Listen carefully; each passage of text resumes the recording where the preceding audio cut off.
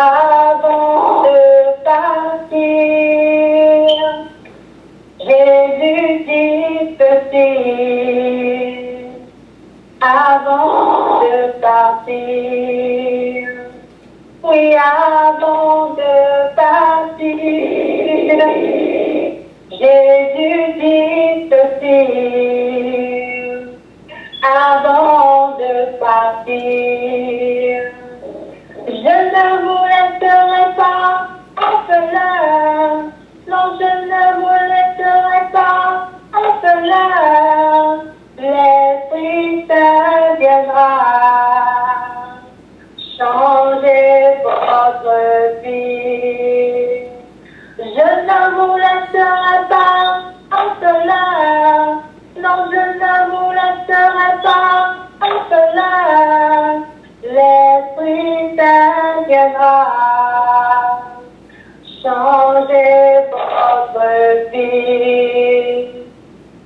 Seigneur parmi Seigneur parmi Seigneur parmi oh Seigneur parmi Seigneur parmi Seigneur parmi non, je ne vous laisserai pas orphelin.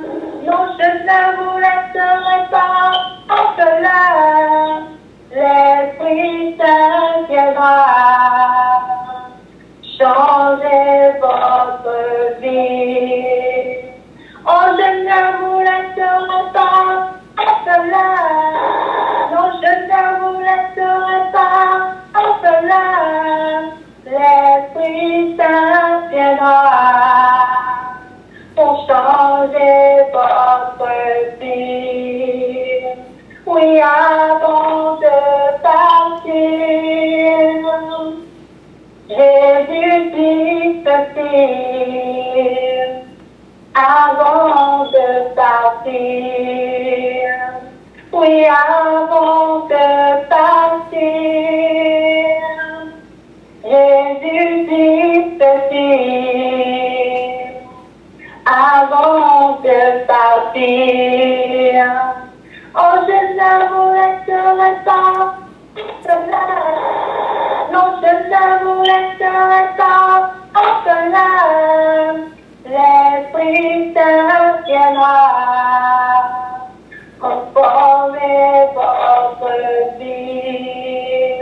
Non, je ne vous laisserai pas orphelin. Non, je ne vous laisserai pas orphelin.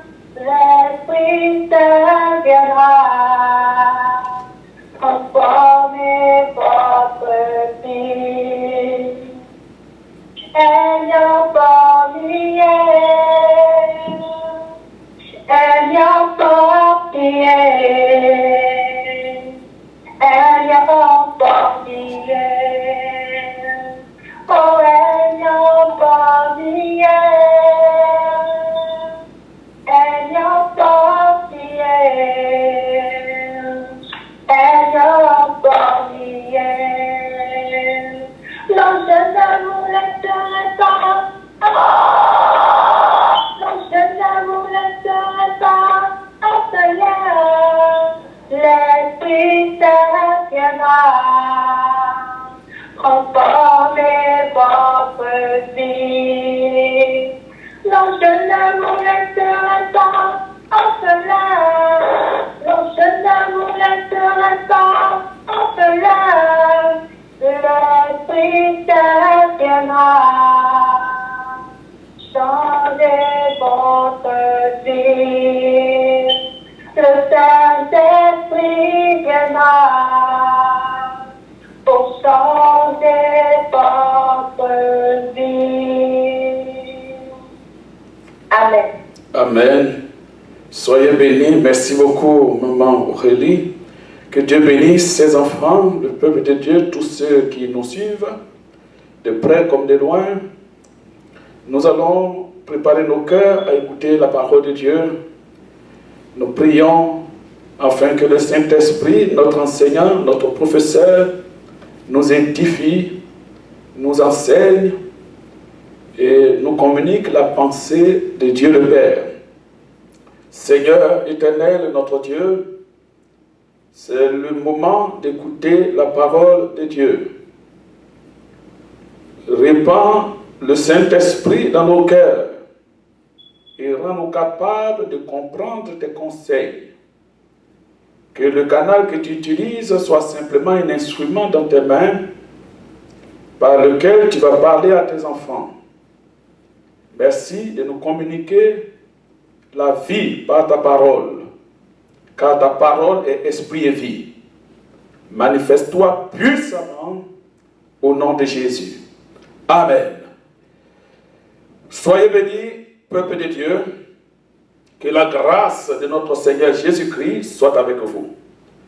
Nous sommes aujourd'hui à notre 15e journée du séminaire, dont le but est marcher dans le but. Dans le livre de Philippiens, chapitre 3, l'apôtre Paul a communiqué à son fils Timothée le but pour lequel il a tant souffert avec joie. Et il rejoint les anciens d'Israël qui ont reçu l'ordre de Dieu par Moïse de construire le tabernacle parce que Dieu avait pour projet d'habiter au milieu d'eux.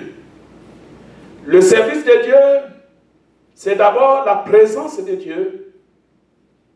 Et puisque Dieu est présent au milieu de nous, alors nos actions sont réglementées. Nous lui rendons gloire, nous l'adorons et aussi nous le servons dans les différents corps de métiers voulus par le Saint-Esprit. Nous pouvons voir le service de Dieu comme étant des différents corps de métiers. Il y a des architectes, il y a des maîtres maçons, il y a des maçons, il y a ceux qui mélangent le ciment avec le sable, il y a ceux qui apportent les briques, il y a ceux qui creusent, il y a ceux qui veillent, il y a ceux qui apportent à manger. Ce sont des différents corps de métiers suscités par le Saint-Esprit dans le but de servir Dieu. C'est pour ça que l'apôtre Paul dit dans Philippiens chapitre 3 verset 14, « Je cours vers le but. » Il ne court pas à l'aventure, mais il a un objectif, il a un but. Je cours vers le but. Et le plus grand danger aujourd'hui, c'est de vivre sans but. Beaucoup d'enfants de Dieu vivent à l'église, ils n'ont pas de but. Ils vivent dans ce monde, ils n'ont pas d'objectif. Quand tu n'as pas de but, tu n'as pas d'objectif, alors tu vis sans raison. Mais Paul avait une raison. Et quand tu as une raison, quels que soient les problèmes que tu vas rencontrer, quelles que soient les épreuves qui vont s'imposer à toi, tes regards sont sur le but. Tu veux coûte que coûte arriver là où tu veux arriver, vers le but. Il dit donc, je cours vers le but pour remporter le prix de la vocation céleste de Dieu en Jésus-Christ. Paul a été le plus grand missionnaire de tous les temps après notre Seigneur Jésus-Christ. Un homme qui a servi Dieu avec sa fougue, avec joie, avec détermination. Paul savait vivre dans les bons moments comme dans les mauvais moments. Il savait vivre d'après sa propre expression, je puis tout par celui qui me fortifie. Je suis dans la joie même dans la famine, dans la joie aussi dans l'abondance. En tout et pour tout, je m'adapte. Gloire à Dieu. Car il était conscient que dans le chemin du service, il y a des saisons. Tout serviteur de Dieu doit en être conscient. Tous ceux qui sont appelés à servir Dieu doivent savoir qu'il y a des saisons quand on sert Dieu. Il y a des saisons favorables, il y a aussi des saisons défavorables. Mais dans la pensée du serviteur, toutes les saisons sont favorables parce que Dieu utilise l'une comme l'autre pour son édification et pour son perfectionnement. Alléluia. Ainsi, dans Éphésiens chapitre 4, verset 11, Paul dit aux chrétiens d'Éphèse, une église qui avait connu aussi des bouleversements à cause de sa culture, car c'était un peuple qui était adonné à l'idolâtrie par l'adoration des Dianes, oui, par l'adoration des dieux de volupté. L'église d'Éphèse est née au milieu des combats terribles que l'apôtre a dû mener afin que la vie des enfants de Dieu soit fondée sur le vrai. Alléluia. Tout dépend de ton fondement. Ta victoire de demain dépend de comment tu as reçu l'évangile. C'est pour cela que dans la lettre aux églises, l'Esprit le dit à une des églises, je pense bien qu'il s'agit de l'église d'Éphèse, rappelle-toi comment tu as reçu. Comment tu as reçu la parole, comment tu as reçu l'évangile, et répands-toi. Oui, tout dépend de ton fondement. Comment tu as reçu l'évangile? Qu'est-ce qu'on t'a dit de Jésus? Qu'est-ce qu'on t'a dit de lui? Alors c'est ce que tu as reçu, c'est ce qui va solutionner ta vie ou conditionner ta vie si tu le veux. Ta foi viendra de ce que tu as entendu. Moi j'ai reçu le Seigneur. Et rien ne peut me faire changer. Rien. Parce que de la manière que je l'ai reçu, je ne l'ai pas reçu parce qu'il va me donner à manger. Je ne l'ai pas reçu parce qu'il fera des miracles dans ma vie. Je l'ai reçu parce qu'il est le Seigneur des Seigneurs qui donne la vie éternelle. Et moi, je redoutais la mort. D'après ma culture, d'autrefois, nous redoutions la mort. On redoutait la mort parce qu'il fallait mettre les œuvres dans une balance. Les bonnes œuvres et les mauvaises œuvres. Si les mauvaises œuvres sont en plus grand nombre que les bonnes, alors tu n'iras pas au paradis. Si les bonnes œuvres supplantent les mauvaises œuvres, alors tu iras au paradis. Mais le temps qu'on pèse, imaginez-vous le stress qu'on doit peser les bonnes et les mauvaises œuvres. Cette crainte du lendemain, le Seigneur l'a ôté de mon cœur. C'est pour cela que mon fondement est vrai. Qu'en est-il de toi, ton fondement? Comment as-tu reçu le Seigneur? Alors, Paul dit aux chrétiens d'Éphèse, ceux qui ont reçu le Seigneur, ceux qui sont passés de l'étape de l'enfance et qui marchent vers la maturité, il leur dit, parce que ce sont des paroles qui sont certaines et véritables, ce sont des enseignements qui sont donnés à un peuple déterminé à servir Dieu, qui comprend qu'ils sont sauvés pour servir le Seigneur, qui ont reçu ce fondement, le fondement de la vie éternelle. C'est que tous les fils du royaume sont serviteurs de Dieu. Tous les enfants de Dieu qui ont été rachetés de la malédiction du péché par le sang de Jésus-Christ sont serviteurs de Dieu parce qu'il n'y a pas dans le royaume de Dieu un enfant fainéant, un fils du royaume qui ne fait rien. Ça n'existe pas. Tout fils du royaume, toute fille du royaume a un travail à faire dans le royaume de son Père. Gloire à Dieu. Alors l'apôtre Paul dit, et le Saint-Esprit a donné les uns comme apôtres, les autres comme prophètes, les autres comme évangélistes, les autres comme pasteurs et docteurs, en associant bien sûr 1 Corinthiens chapitre 12 verset 28. Le Saint-Esprit a donné à l'Église des dons ministères pour nous aider à demeurer dans le but du service. Le Saint-Esprit nous a équipés l'Église pour que chaque croyant, chaque chrétien puisse demeurer dans le but du service. En conclusion, par rapport au ministère apostolique, en conclusion, nous pouvons dire qu'un apôtre biblique est un appel personnel au ministère. Donc, premièrement, c'est un appel personnel au ministère. Donc, Dieu s'adresse à toi personnellement. Tous les apôtres que nous voyons dans les Saintes Écritures, Paul, nous avons vu comment il a entendu la voix du Seigneur. Nous voyons Matthieu que le Seigneur a appelé lui-même directement. Nous voyons Philippe, nous voyons tous les autres disciples qui sont appelés à l'apostolat, comment le Seigneur s'est adressé à eux directement. Paul, Pierre, etc. Donc c'est un appel personnel au ministère.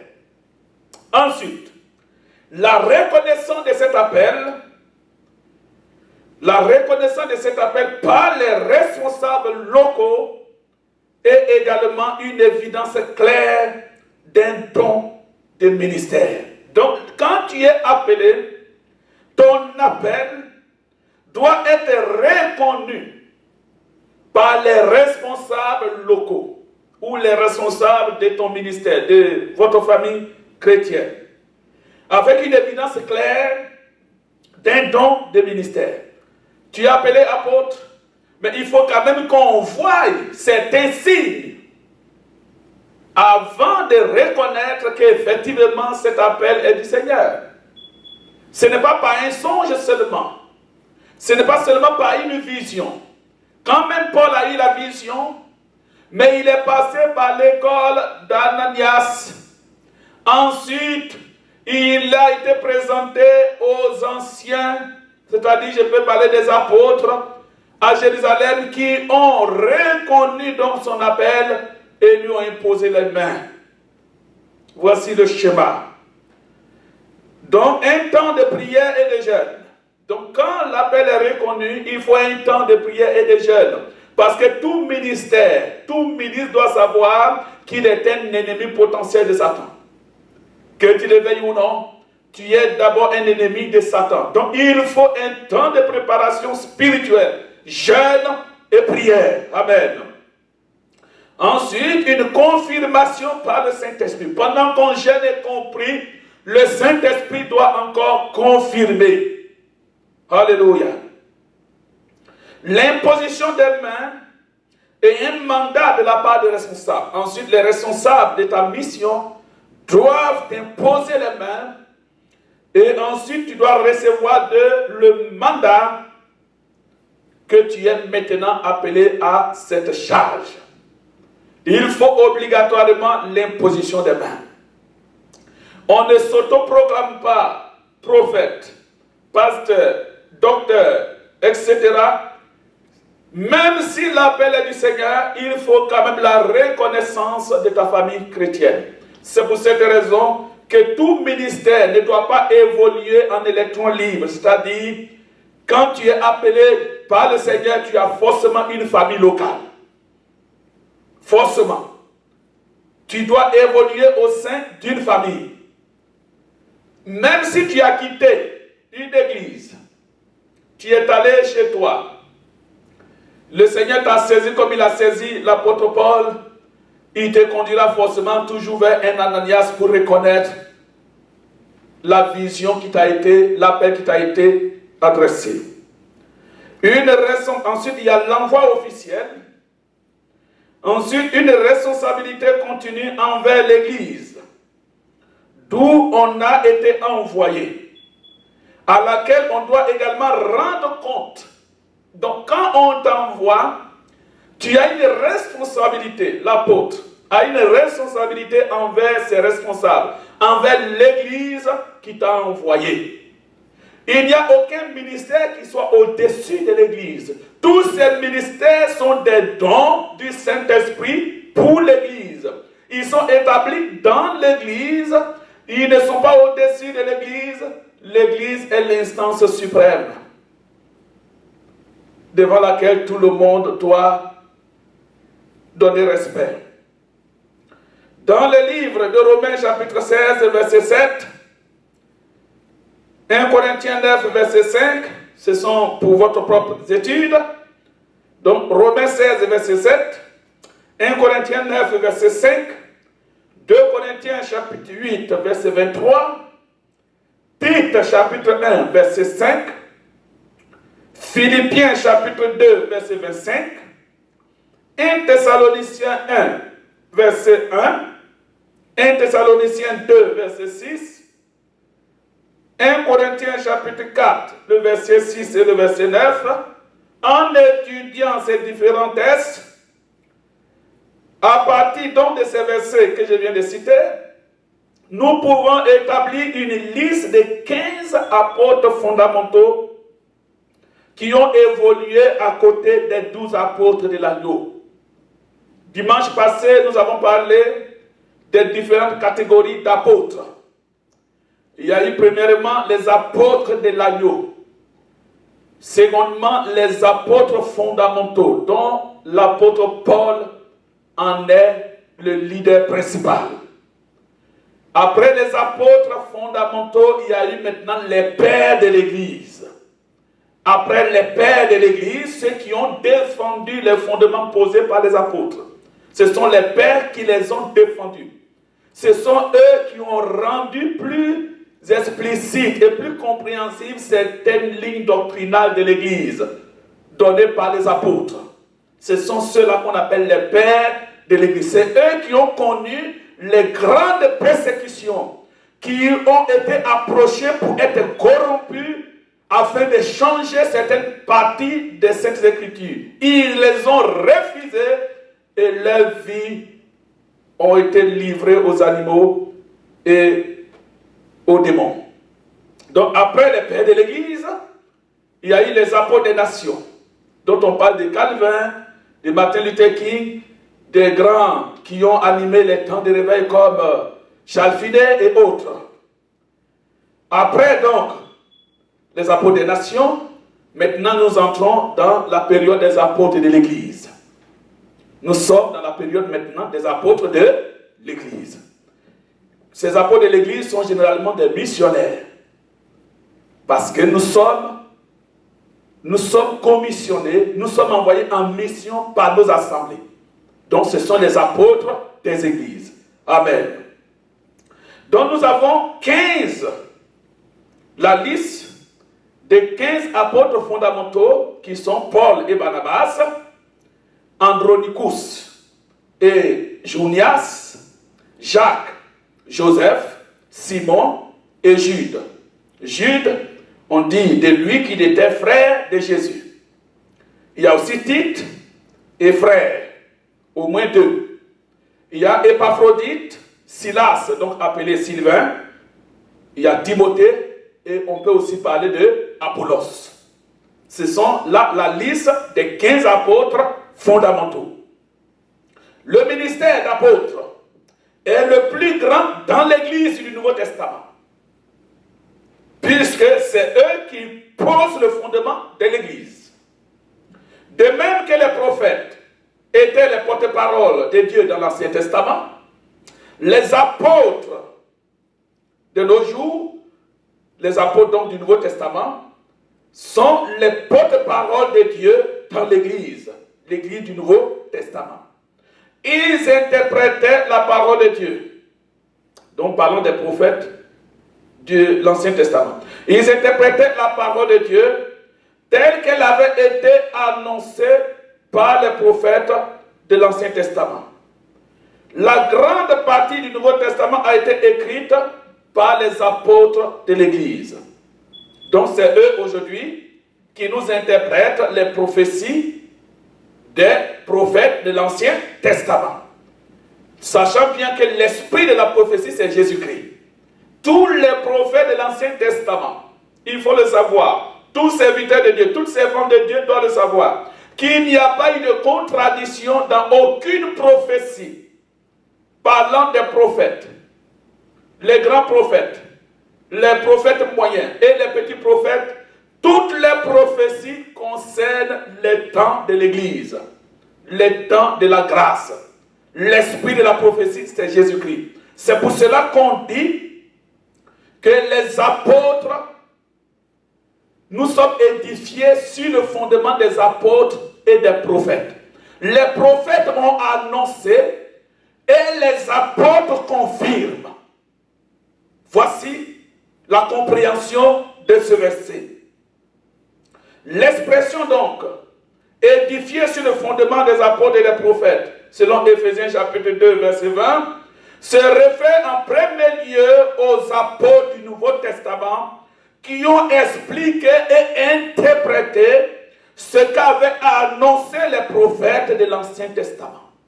Donc les apôtres ont expliqué, ils ont interprété dans pensée du prophète, ce que chacun de ces prophètes a annoncé concernant Jésus-Christ. C'est sur cette déclaration que le fondement de l'Église est posé. Alléluia. Nous sommes édifiés, c'est-à-dire nous sommes bâtis. Nous sommes bâtis sur les paroles prophétiques des prophètes, le fondement étant Christ, que les apôtres ont expliqué, qu'ils ont interprété pour que l'Église puisse savoir son identité. Amen. Aujourd'hui donc, nous parlons des prophètes. Le ministère des prophètes. Dans Ephésiens 4, verset 11, et il a donné les uns comme apôtres, les autres comme prophètes. Et dans Actes chapitre 13, le verset 1 au verset 3, il est bien dit que dans l'église de Jérusalem, je vais vous lire ce verset, Actes chapitre 13, le verset 1 au verset 3. Il y avait dans l'église d'Antioche, il s'agit bien sûr de l'église d'Antioche, des prophètes et des docteurs. Donc il y avait dans cette église à Antioche des docteurs et des prophètes. Barnabas, Siméon appelé Niger, Lucius et de Cyrène, Manahen qui avait été élevé avec Hérode le Tétrarque et Saul. Pendant qu'ils servaient le Seigneur dans leur ministère, donc nous entendons bien, pendant qu'ils servaient le Seigneur dans leur ministère. Quel est ce ministère? Le jeûne et la prière. Pendant qu'ils servaient le Seigneur dans leur ministère et qu'ils jeûnaient, donc ils jeûnaient, ils priaient. Le Saint-Esprit dit, mettez-moi à part Barnabas et Saul pour l'œuvre à laquelle je les ai appelés. Après avoir jeûné et prié, il leur imposait les mains et les laissait partir. Le prophète de l'Église, le prophète du Nouveau Testament, est quelqu'un qui proclame, qui parle publiquement. C'est un proclameur d'un message divin. C'est ça la définition du prophète du Nouveau Testament. Autrefois, nous parlons de l'Ancien Testament. Le prophète de l'Ancien Testament était le porte-parole de Dieu pour la nation d'Israël. Nous allons voir dans toute la marche du peuple d'Israël, de l'Ancien Testament, il n'y a jamais eu de prophète appartenant à une autre nation. Tous les prophètes étaient israélites. Parce que Dieu ne marchait qu'avec Israël. De nos jours, le sacerdoce étant devenu un sacerdoce universel par la grâce de Dieu, le prophète n'a plus la même mission que le prophète de l'Ancien Testament. Ainsi, ces anciens prophètes conseillaient, dont ils conseillaient les dirigeants et le peuple d'Israël, et ils révélaient la pensée de Dieu au peuple. C'était ça leur mission. Dans l'Église, le Saint-Esprit a donné les uns comme apôtres pour l'édification du corps de Christ. Il a donné les uns comme prophètes pour l'édification du corps de Christ. Le ministère prophétique que tout le monde recherche aujourd'hui. Et une des raisons qui fait que beaucoup de gens aiment ce ministère, parce que les gens aiment la bonne aventure. Les gens aiment qu'on leur raconte ce que Dieu a dit. Qu'est-ce que Dieu t'a dit hier sur moi? Mais cela ne se résume, le ministère prophétique ne se résume pas à avoir des visions et des songes, des paroles de connaissance sur un tel ou une telle. Le ministère prophétique n'est pas seulement la prophétie qui peut être exercée comme un don pour répondre aux besoins pressants du peuple de Dieu. La prophétie peut être un don spontané ou même quelqu'un qui a ce don, mais qui répond à un besoin ponctuel du Seigneur dans l'Église, concernant un frère ou une sœur, ou concernant le peuple de Dieu. Le ministère prophétique prophétique n'est pas seulement le don de paroles de connaissance. Ce n'est pas seulement le don de paroles de connaissance qui se manifeste pour guérir et soulager les cœurs. Ce n'est pas seulement cela. Le prophète est avant tout un serviteur ou une servante de Dieu qui prêche. Premièrement, c'est un serviteur ou une servante de Dieu qui prêche ou proclame la pensée de Dieu par la prédication ou l'exhortation. Par la prédication ou l'exhortation. Les prophètes annoncent les oracles de Dieu et ils suscitent la crainte de Dieu dans les cœurs. Ça, c'est une des particularités du prophète. Il suscite la crainte de Dieu dans les cœurs. Nous voyons cela avec Élie dans l'Ancien Testament, en face des prophètes de Baal, en face d'Akab, en face des prophètes d'Astaté. Élie prêche la réconciliation d'Israël avec son Dieu, comment ce peuple a abandonné Dieu. Élie proclame la justice de Dieu pour faire naître la crainte dans le cœur des serviteurs de Dieu qui s'étaient corrompus par les mains de Jézabel. Mais hélas, la corruption avait atteint un certain degré de non-retour pour ces serviteurs corrompus. Alors le feu de Dieu est venu trancher entre les deux camps. Le prophète annonce les oracles de Dieu pour susciter la crainte dans les cœurs. La prédication, c'est crier publiquement ce qu'on a entendu en secret avec Dieu. Donc je reprends. Le prophète prêche, donc c'est un prédicateur. Il crie publiquement ce qu'il a entendu en secret avec Dieu. Ce ne sont pas des faits divers qu'il prêche, mais c'est la pensée de Dieu qu'il prêche. Contrairement à l'évangéliste, le prophète ne donne pas un message sans qu'il ne l'ait entendu du Seigneur. Il prêche ce qu'il a entendu de Dieu. Il annonce ce que Dieu lui a donné. Voici la particularité d'un prophète. Le ministère prophétique est l'un des 5 ministères donnés par le Saint-Esprit pour le perfectionnement des saints. Donc, le prophète manifeste plusieurs dons, dont le don de prophétie, le don de parole de connaissance, le don de révélation et autres.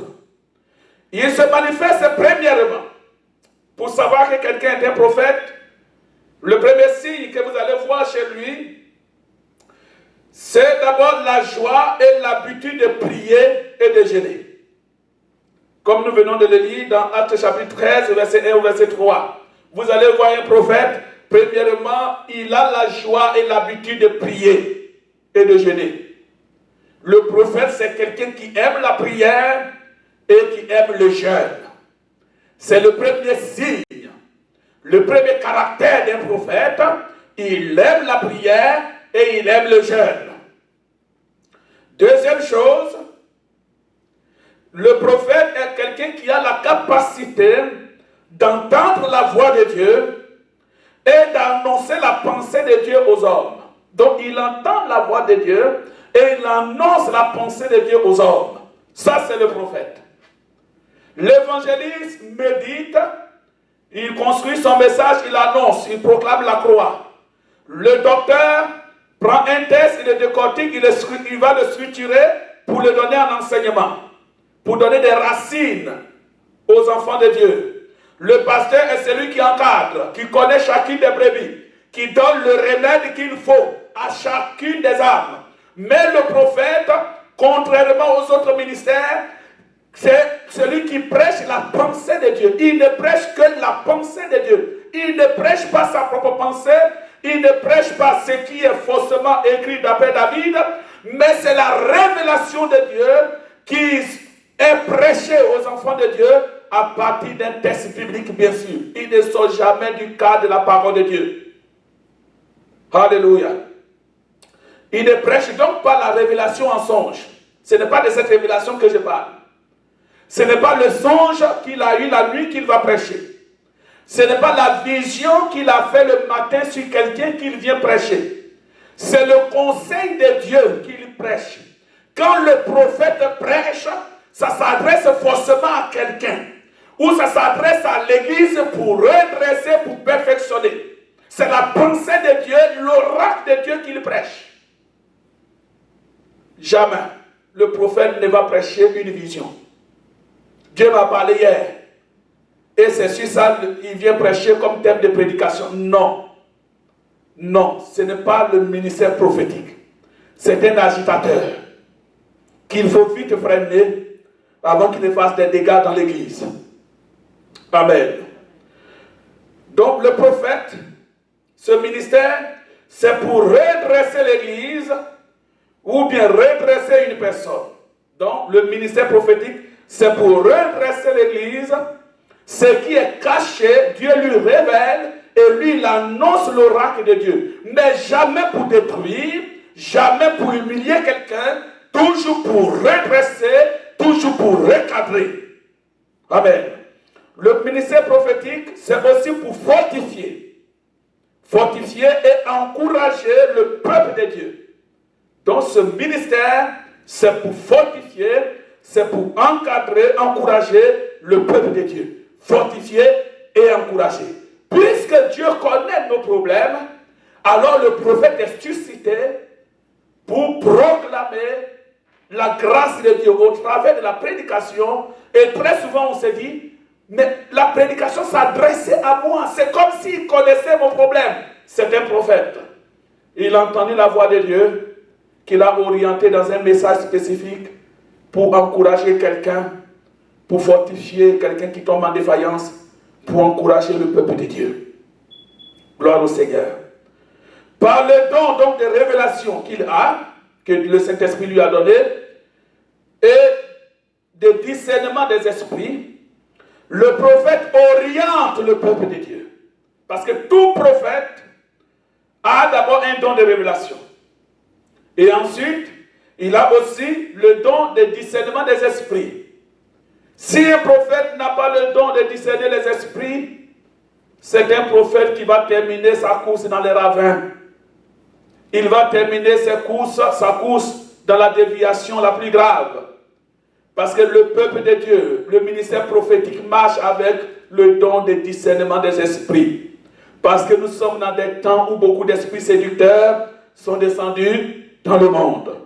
Dans 1 Corinthiens chapitre 14, à partir du premier verset, l'apôtre Paul dit, recherchez l'amour, aspirez aussi aux dons spirituels, mais surtout à celui de prophétie. Donc Paul nous exhorte à aspirer aux dons spirituels, mais surtout à celui de la prophétie. En effet, celui qui parle en langue ne parle pas aux hommes, mais à Dieu. Car personne ne le comprend, et c'est en esprit qu'il dit des mystères. C'est ce que nous appelons la cénoglossie. C'est une manifestation de langue inconnue des hommes, inconnue de lui-même, mais c'est directement un langage de Dieu. Il parle avec Dieu. Mais en réalité, quand tu manifestes ce don à l'église, tu ne parles pas à l'église, tu parles directement à Dieu. Qui est édifié? Personne n'est édifié. Parce que la cénoglossie, c'est une langue inconnue des hommes et inconnue de toi-même. Personne n'est édifié si ce n'est une langue qui s'adresse directement à Dieu. Le verset 3, celui qui prophétise au contraire parle aux hommes, donc celui qui prophétise parle aux hommes. Il les édifie, c'est-à-dire qu'il les encourage, il bâtit leur foi, il leur communique une parole de grâce, il les exhorte, les console. Celui qui parle en langue s'édifie lui-même. Celui qui prophétise édifie l'Église. Donc le parler en langue, c'est s'édifier soi-même. Alors que celui qui prophétise édifie l'Église. Je désire que vous parliez tous en langue, mais encore plus que vous prophétisiez. Celui qui prophétise est plus grand que celui qui parle en langue, à moins que ce dernier n'interprète pour que l'Église en reçoive l'édification. Donc si tu parles en langue et que personne ne peut l'interpréter, alors tu t'édifies toi-même. Alors que celui qui prophétise et il édifie l'Église. Alors, nous parlons de l'édification. Le ministère prophétique est un ministère d'édification. C'est un ministère qui contribue à l'édification du corps de Christ, au perfectionnement des saints. L'apôtre Paul donne la priorité au don qui édifie l'Église. Le prophète ne doit pas tuer. Son don édifie l'Église.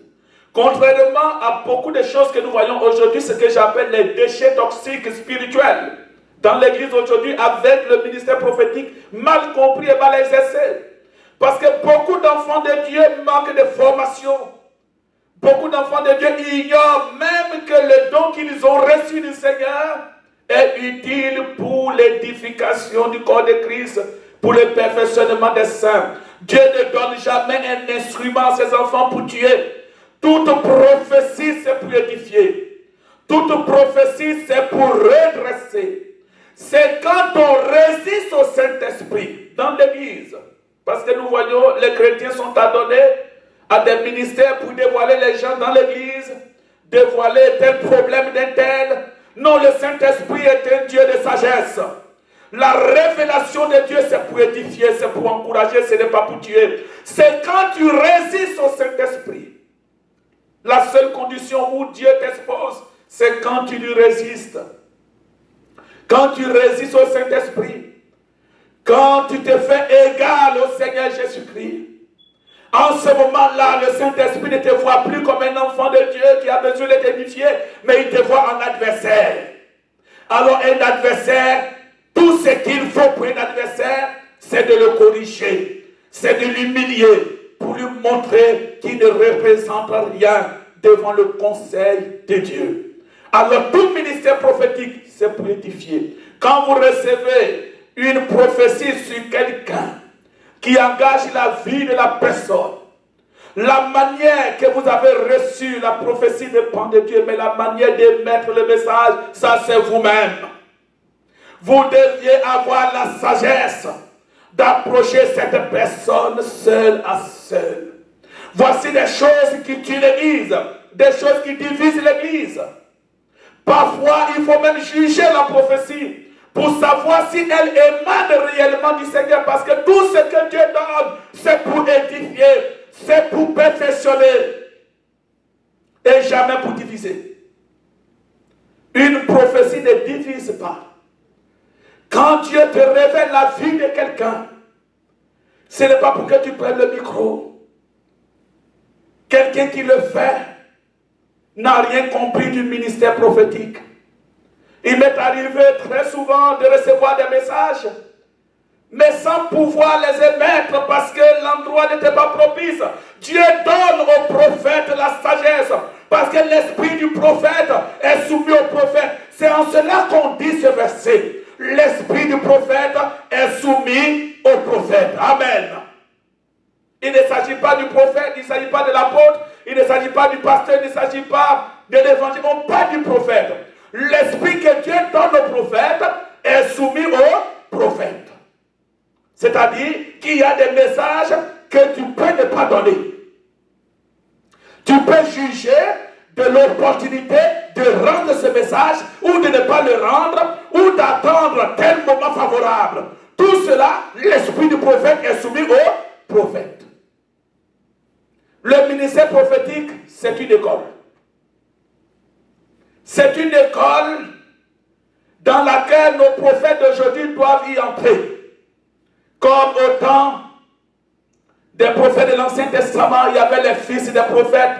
C'était une école où les jeunes gens appelés à servir Dieu auprès d'un homme de Dieu partaient à l'école du Saint-Esprit pour apprendre à servir Dieu, apprendre aussi la sagesse, apprendre aussi la manière de donner un message et de l'interpréter.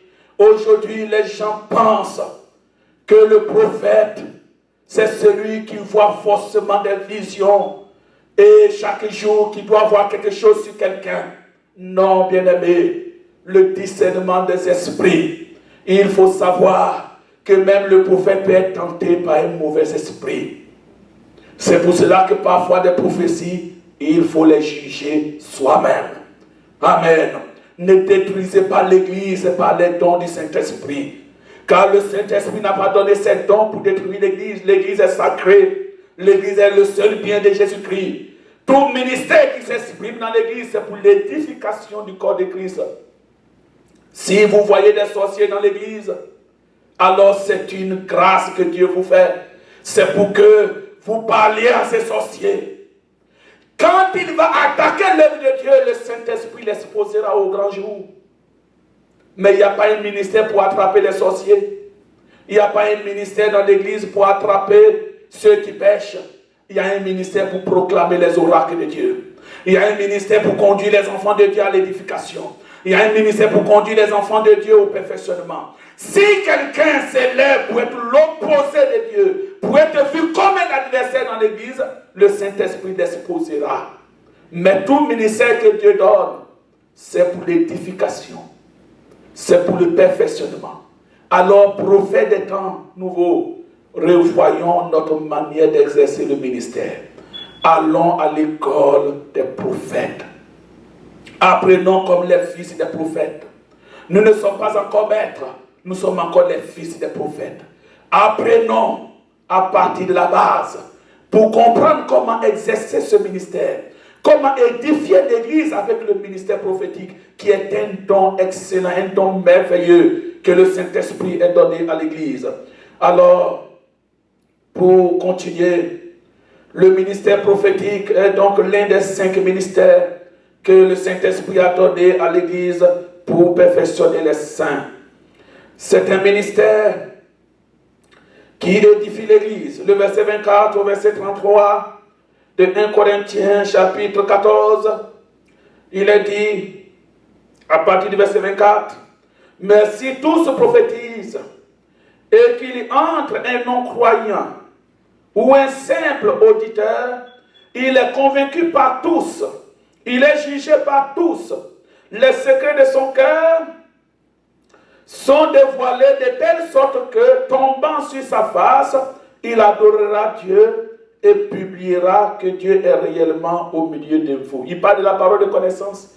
Quand il y a un non-converti qui arrive dans l'église premièrement, qu'il voit comment l'oracle de Dieu se manifeste au milieu de son peuple, sans le cibler, la prophétie de Dieu se manifeste. Lui qui est là-bas, qui agit dans le secret, les secrets de son cœur sont dévoilés. Alors il saura que Dieu est au milieu de vous. Alléluia.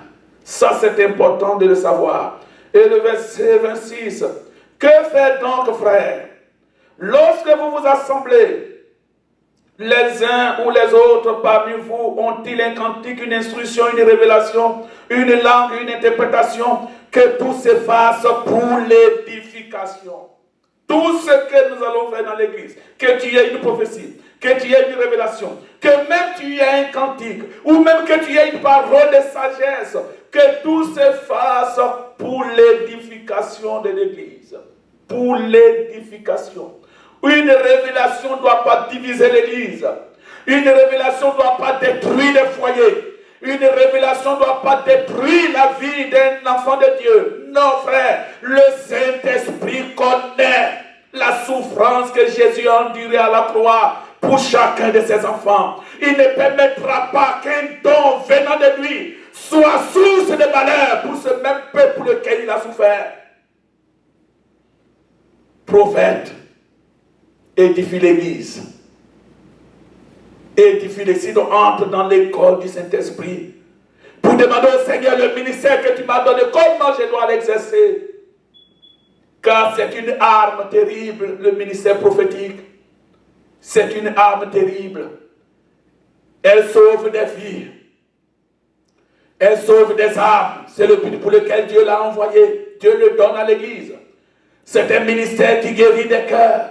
Vous pouvez voir un malade et comprendre que sa maladie est mystique et qu'il y a telle personne derrière sa maladie, alors vous pouvez orienter la prière pour l'établissement de la personne.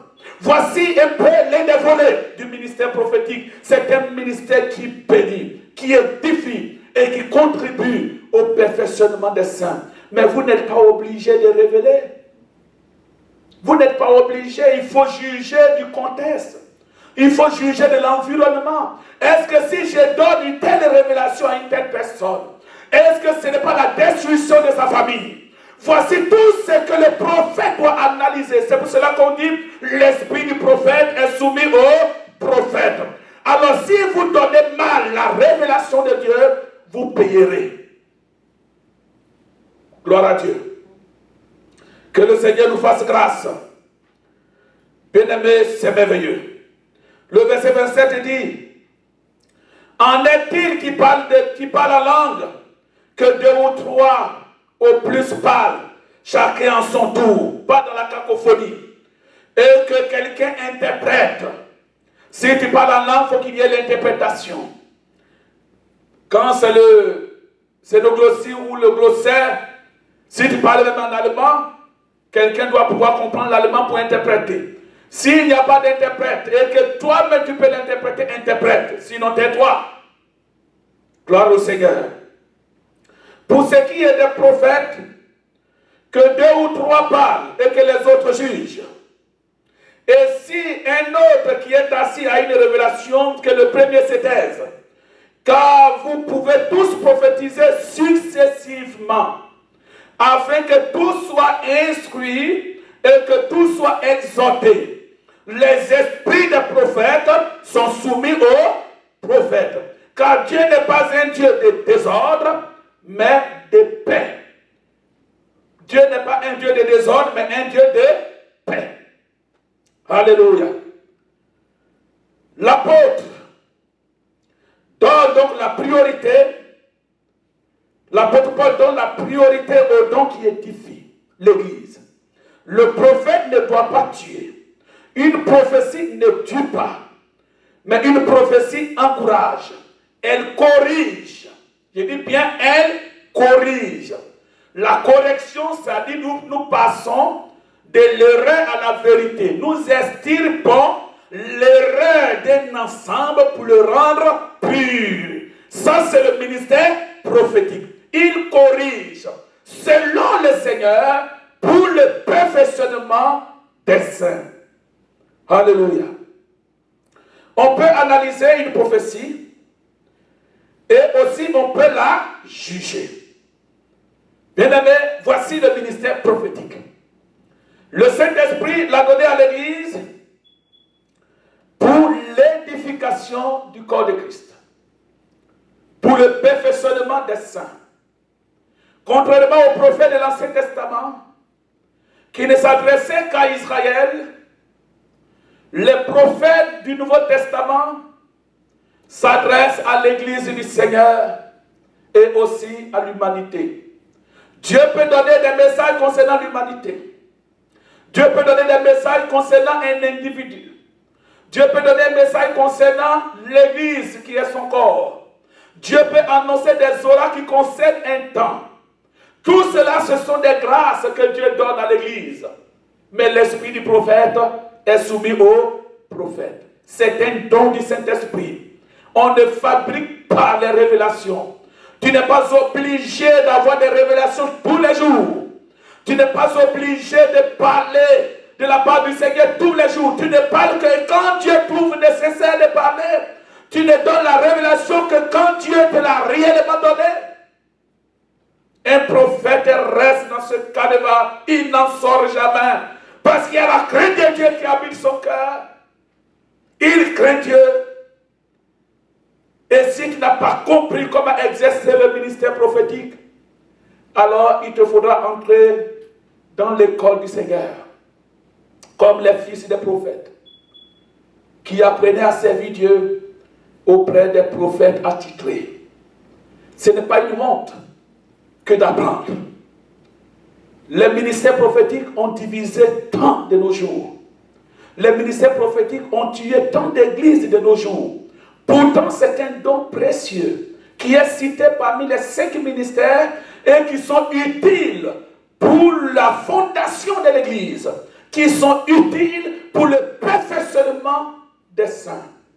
Que Dieu te bénisse, que la grâce de Dieu demeure sur toi, que la faveur de Dieu dirige ta vie, que l'humilité du Saint-Esprit t'habite, l'humilité de Jésus-Christ, qui est la plus grande humilité jamais exercée par un humain que nous appelons la kénose. C'est la capacité de s'effacer pour devenir ce qu'on ne souhaiterait jamais être. C'est la kénose. Jésus a quitté le ciel pour venir habiter sur la terre. C'est un effacement au-delà de toute pensée humaine. Parfois, quand on est à un certain niveau du ministère, on a honte pour revenir en arrière. Mais il n'y a pas de honte pour recommencer. Il n'y a pas de honte pour corriger ce qui ne va pas. Quand Dieu te révèle l'ivraie, il faut l'arracher. Le ministère prophétique n'est pas dirigeant d'église. Il exerce dans l'église, mais il n'est pas établi sur l'église. Un prophète exerce dans l'église. Il n'exerce pas hors de l'église. C'est-à-dire quoi? Que tu dois forcément appartenir à une assemblée. Mais tu ne peux pas te mettre dans une maison et dire que je n'ai pas d'église, mais seulement j'exerce le ministère prophétique. Non, c'est du désordre. Et il n'est pas tard pour recommencer. Tous ces dons et ces ministères s'expriment que dans le cadre de l'église. Ils ne s'expriment pas en dehors de l'église. Si tu as un ministère, tu exerces en dehors d'une assemblée, alors c'est une erreur doctrinale, une erreur d'ignorance, une erreur théologique. Tu peux revenir en arrière et corriger ce qui doit l'être. Le prophète est établi dans l'église. Mais tu n'es pas pasteur de l'église. Tu ne peux pas diriger une œuvre. Tu es établi dans l'église. Tu exerces dans l'église. C'est un ministère spécial. C'est un ministère particulier. Tu es itinérant. Tu peux aller partout où Dieu t'envoie. Mais tu as une base. Tu n'es pas indépendant. Aucun de ces ministères ne peut s'exercer dans l'indépendance. Il n'y a pas de ministère en électron libre. Tout prophète est établi dans l'église. Et Dieu a établi premièrement dans l'église des apôtres, secondement des prophètes. On n'a pas dit en dehors de l'église. Alors toi qui n'as plus d'église et qui vas seulement animer des veillées, des grands programmes, gloire à Dieu, les âmes sont sauvées. Mais tu es en train d'exercer en dehors du cadre légal. Parce que le cadre légal prescrit par le Saint-Esprit, c'est que le ministère que Dieu t'a donné ne peut s'exprimer que dans l'église. Et comme Dieu ne se répand pas de ses dons, il t'a déjà donné Jésus-Christ, il ne s'en repentira pas. Il t'a déjà donné ce don, il ne s'en repentira pas. Mais l'exercice de ce don, tu en seras responsable devant Dieu. Que Dieu te donne de corriger. Que Dieu te donne d'exercer ce ministère avec sagesse. Car l'esprit du prophète est soumis au prophète. Que Dieu bénisse chacun de ses enfants. Que la faveur de Dieu soit sur vous. Au nom de Jésus. Amen.